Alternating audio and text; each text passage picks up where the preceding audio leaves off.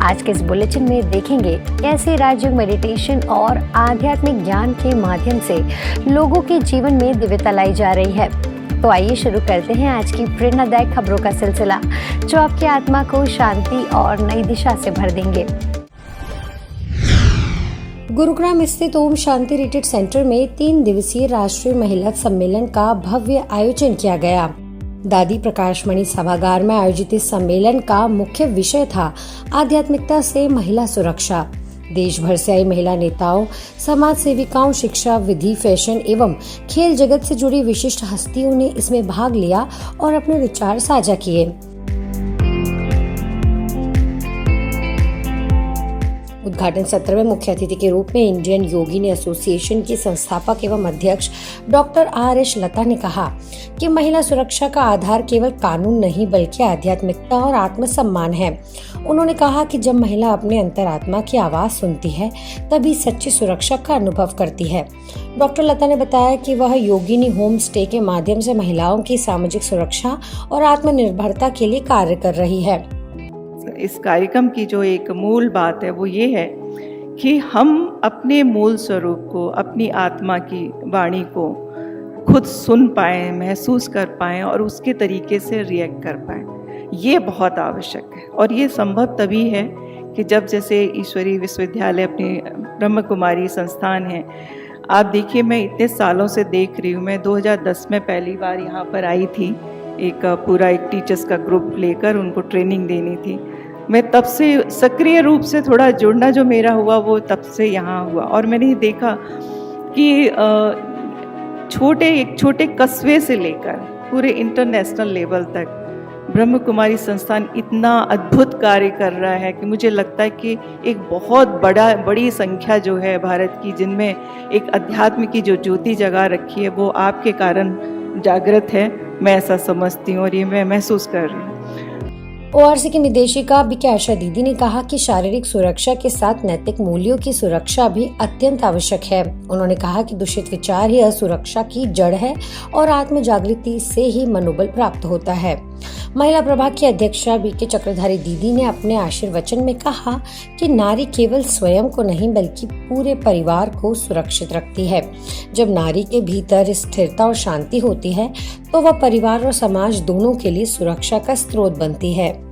आप देखेंगे जितनी भी शक्तियां हैं, चाहे वो ज्ञान है, चाहे वो बुद्धि है, चाहे वो धन है, चाहे वो शक्ति है, किससे मांगते हैं?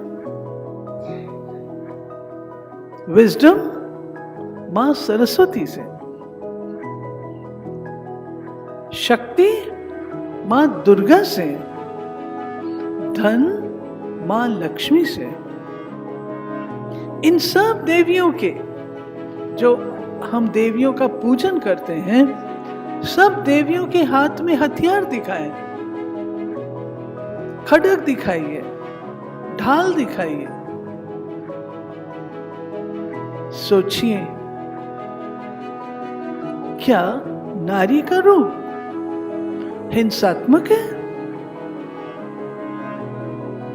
तो ममता की देवी है, प्रेम की देवी है। फिर देवियों के हाथ में हथियार क्यों? ये सिंबॉलिक किस बात के सिंबल है? हमारे गुणों और शक्तियों के सिंबल। आज की नारी सक्षम, वे घर भी संभालती है, कार्यालय भी संभालती है, परंतु जितनी वो बाहर से सशक्त हुई है उतना उसका अंतर्मन तनाव, अपेक्षाओं और मानसिक बोझ से दबा हुआ है। वे कभी परिवार में सम्मान ढूंढ रही है तो कभी समाज में स्वीकृति, तो कभी स्वयं को पहचानने का प्रयास कर रही है।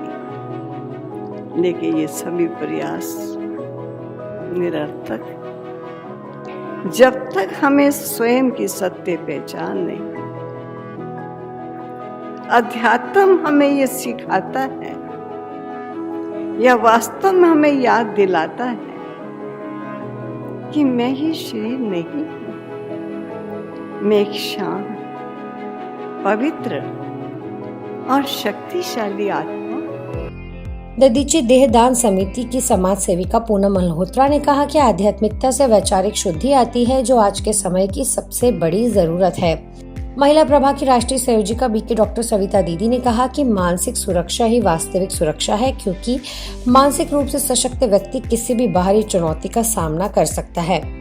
ब्रह्म कुमारी के सेंटर में यहाँ आना एक आज का मेरा अनमोल जीवन, जिसे कहते हैं ना कि एक मेमोरेबल डे बन गया। यहाँ एक मंच पर आसीन करना, और मैं ईश्वर से प्रार्थना करूँगी कि हम सभी नारीज़ को, महिलाओं को ये शक्ति मिलती रहे और हम अपने जीवन में इस शक्ति को प्राप्त कर अपने कार्य को अच्छे से करें और इस कार्य को अपने समाज में फैलाएं, अपने आसपास।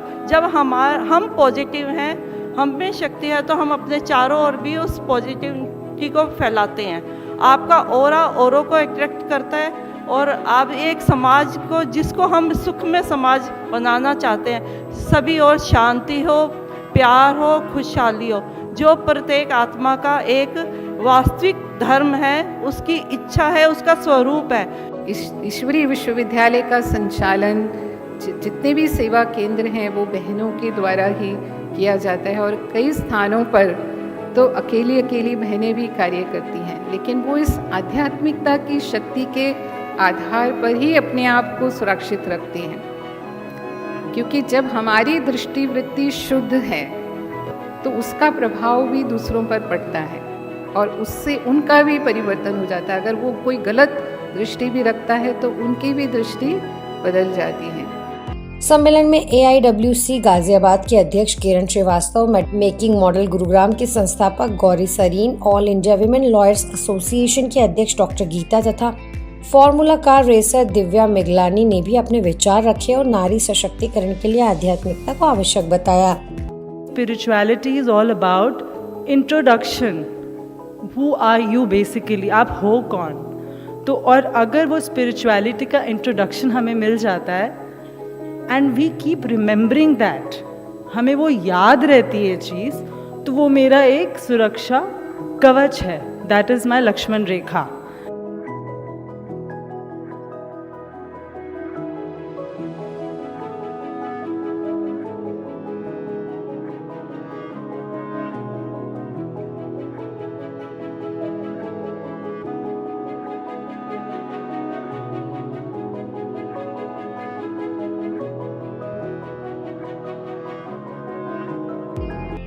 समापन सत्र के मुख्य अतिथि हरियाणा राज्य महिला आयोग की अध्यक्ष रेणु भाटिया रही। उन्होंने कहा कि महिलाओं को अपने अधिकारों के साथ अपनी जिम्मेदारी भी समझनी चाहिए। उन्होंने साझा किया कि ब्रह्मा कुमारी संस्था से जुड़ने के बाद उन्हें राज्यों के अभ्यास से कैंसर जैसी बीमारी से लड़ने की शक्ति मिली। उन्होंने कहा कि भौतिक सफलता तभी सार्थक है जब जीवन में पारिवारिक और आध्यात्मिक मूल्य हो। ब्रह्मा कुमारी से जुड़ने से आपके जीवन में परिवर्तन क्या आता है? मैं एक अच्छे धनाढ्य धार्मिक परिवार से आती हूं, परंतु जीवन के सारे उतार चढ़ाव देखने के बाद कुछ वर्ष पूर्व जब अचानक से मुझे पता लगता है, डॉक्टर्स ने बताया कि आपका स्टेज ऐसा आ गया है कि आपको ब्रेस्ट कैंसर है और आप समझ नहीं पाए कि आपको आगे जीना है या नहीं जीना है। ऐसे वक्त में बाबा अपनी एक खूबसूरत दूत मेरे पास भेजते हैं जिनका नाम होता है प्रीति दीदी। और अचानक से मुझे ऐसे लगने लगता है दीदी की बातों से, जब वो मुझे बाबा के कमरे में बिठाकर समझाती थी कि कभी जीवन का अंत बाबा उन बच्चों का नहीं करता जो धर्म के लिए बने हैं, जो समाज के लिए बने। ये परिवर्तन दीदी ने मुझ में लाना शुरू किया और आप यकीन मानिए, ये मेरे कैंसर का 5वां वर्ष है। 2 वर्ष से मैं कैंसर फ्री डिक्लेयर्ड हूँ और अब बाबा की सेवा में आई हूँ। मिसेज इंटरनेशनल 2025 एवं फैशन डिजाइनर सलोनी मल्होत्रा ने कहा कि राजयोगी सुरक्षा और आत्मबल का सबसे मजबूत आधार है। उन्होंने कहा कि सकारात्मक विचार और प्रेरणादायक कोट्स मनोबल को बनाए रखते हैं। Shri Ram society of real education के अध्यक्ष एवं निदेशक डॉक्टर अमृता ज्योति ने कहा कि जीवन में असली आनंद और संतुष्टि का स्रोत आध्यात्मिक जागृति है, जबकि भौतिक वस्तुएं हमारी ऊर्जा को क्षीण करती हैं। राजयोग जो ना सिर्फ हमें मेडिटेशन का ज्ञान देता है, बल्कि ये हमें हमारी इनर स्ट्रेंथ को पहचानने का भी मौका देता है। इनर स्ट्रेंथ का मतलब है अपने ऊपर विश्वास रखना और अपने अंदर की ताकत को पहचानना। और जब हम राजयोग मेडिटेट करते हैं तो हमारा मन और हमारा तन दोनों ही शांत होते हैं। ये शांति हमारे मन की गांठों को खोलती है और हमारी इनर स्ट्रेंथ को बाहर लेकर आती है। और जब हम अपने अंदर की ताकत को समझते हैं तो हमारे अंदर सेल्फ रिस्पेक्ट की भावना भी जागरूक होती है। कार्यक्रम के दौरान पालन विहार सेवा केंद्र प्रभारी बीके उर्मिल दीदी ने कहा कि स्व परिवर्तन ही विश्व परिवर्तन का आधार है। डॉक्टर मंजू गुप्ता ने अपने अनुभव साझा करते हुए बताया कि राजयोग के अभ्यास से उनके जीवन में गहरा परिवर्तन आया और क्रोध समाप्त हुआ। वहीं लॉरेंस रोड सेवा केंद्र प्रभारी बीके लक्ष्मी बहन ने राजयोग ध्यान से शांति का अनुभव कराया। सांस्कृतिक सत्र में चांद बजाज ने नारी सम्मान पर गीत प्रस्तुत किया, जबकि स्वास्तिक कला केंद्र की कलाकार सिमरन, आरोही और आर्या ने जन जन का कल्याण करेगी नारी गीत पर मनमोहक नृत्य प्रस्तुत किया। सम्मेलन के दौरान पैनल डिस्कशन, ध्यान सत्र और ईश्वरी ज्ञान के माध्यम से प्रतिभागियों ने आत्मिक शांति और शक्ति का अनुभव किया। मंच संचालन बीके हुसैन बहन ने किया। 3 दिवसीय इस आयोजन ने यह संदेश दिया कि आध्यात्मिकता ही महिला सुरक्षा, सम्मान और सशक्तिकरण का वास्तविक मार्ग है।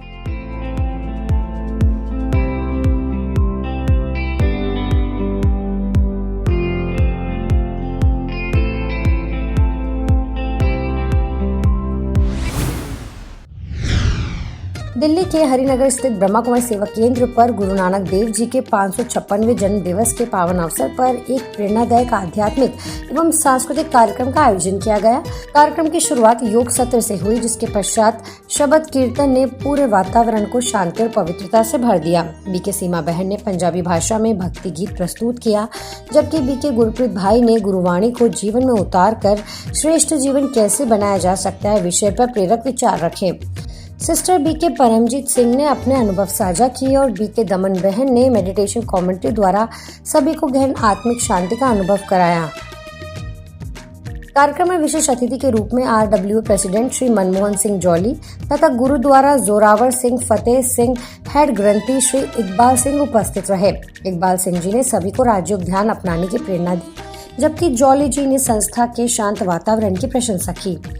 कार्यक्रम में लगभग 150 सिख भाई बहनें उपस्थित रहे। अंत में हरिनगर सब जोन प्रभारी बीके शुक्ला दीदी ने कहा, गुरु नानक देव जी का जीवन सेवा, करुणा और सत्य की प्रेरणा देता है। ये डुलाई मानता कब आती है, चलाई मानता कब आती है? जब हम बॉडी कॉन्शियस में होते हैं और हाय हाय करने लगते हैं, एक दूसरे को देखने लगते हैं, तब हमारे अंदर चलाई मानता आती है, चंचलता भी आती है। तो मैं आपका ज्यादा टाइम न लेकर वाहिगुरु जी का खालसा, वाहिगुरु जी की फतेह, वाह वाह करते रहो, वाह शिव बाबा, वाह वाह, और एक दूसरे को भी वाह वाह करते रहो। तो जब एक दूसरे को भी आप वाह वाह करते रहिए, उसे कर्मों की वाह वाह करते रहेंगे, तो वो भी आपकी वाह वाह करेगा। कार्यक्रम का संचालन ओम विहार सेवा केंद्र प्रभारी बीके विमला दीदी के कुशल समन्वय में संपन्न हुआ।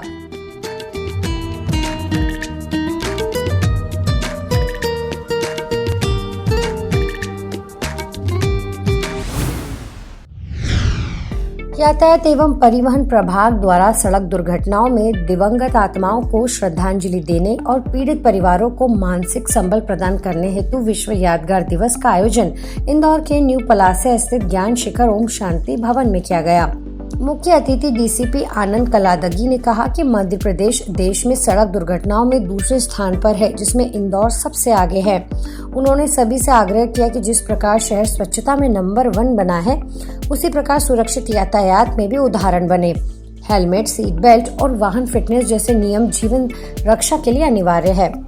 क्षेत्रीय निदेशिका बीके हेमलता दीदी ने कहा कि दुर्घटनाओं के आंकड़े चेतावनी है। हमें आत्मसंयम और शांति से वाहन चलाने की आदत विकसित करनी चाहिए। डॉक्टर AL शर्मा ने कहा कि छोटी सी लापरवाही जीवन भर की विकलांगता का कारण बन सकती है। राजयोग मेडिटेशन ही आत्मसंयम का सशक्त उपाय है। क्यों सड़क दुर्घटना हो रही, क्यों एक्सीडेंट्स हो रहे, आप नाम ही उसका देख सकते हो, एक्सीडेंट। वो एक्सीडेंट डेली नहीं होता है किसी के साथ, एक्सीडेंट कभी कभार ही होता है।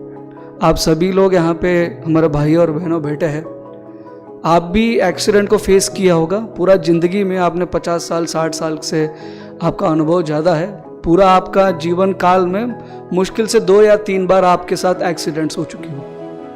ऐसे ही होता है, मेरा भी जीवन में ये क्या 2 ही बार हुआ है, कोई गंभीर घटना नहीं हुआ है, पर छोटे मोटे एक्सीडेंट्स होता रहता है। मैं अभी 29 मतलब 30 साल का होने वाला हूँ, अभी तक मैं एक्सीडेंट में एक ही बार नीचे गिरा हूँ। एक्सीडेंट्स ऐसे ही होता है, कभी कभार ही होता है, पर आदमी क्या सोचता है, चलो तो घर से इधर ही निकलना है 1 किलोमीटर ही, घर से 2 ही किलोमीटर निकलना है, पर उसी 1 ही 2 किलोमीटर का खेल होता है ये एक्सीडेंट। हम सबको अंदर से अपने आप को आंतरिक परिवर्तन करने के लिए जागरूक करना है कि नहीं, आज से हम अपने अंदर संकल्प करें, प्रेरणा ले कि मुझे कोई करे न करे। हम सोचते देखो वो तो क्रॉस करके चले गए, जहाँ खड़ा रहना था सिग्नल को देखा नहीं, रेड लाइट को क्रॉस कर गए, ये कर दिया तो हम भी कर लें। लेकिन दूसरे को देख कर के हम नहीं चले।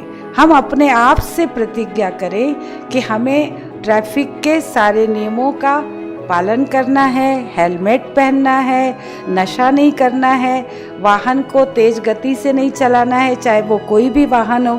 कार्यक्रम में रेणुका बहन ने योग द्वारा मृतकों की शांति की कामना की, शशि बहन ने शपथ दिलाई और डॉक्टर दिलीप नलगे ने गीत प्रस्तुत किया। अंत में सभी ने मोमबत्ती जलाकर दिवंगत आत्माओं को श्रद्धांजलि दी और नियम पालन का संकल्प लिया।